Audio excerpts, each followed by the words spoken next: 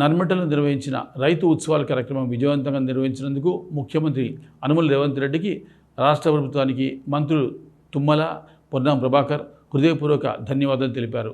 ఈ సందర్భంగా TG oil palm factory ప్రారంభం, రైతు భరోసా నిధుల విడుదల, రిఫైనరీతో పాటు పలు కీలక అభివృద్ధి కార్యక్రమాలకు శంకుస్థాపన చేయడం రాష్ట్ర అభివృద్ధికి ఒక ముఖ్యమైన మైలురాయిగా నిలుస్తుందని కొనియాడారు.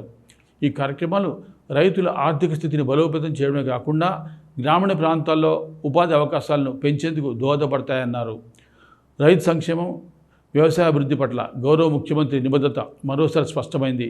రైతు భరోసా వంటి పథకాల ద్వారా రైతులకు భరోసా కల్పిస్తూ వారి జీవితాల్లో స్థిరత్వాన్ని తీసుకురావడం అభినందనీయమని అన్నారు.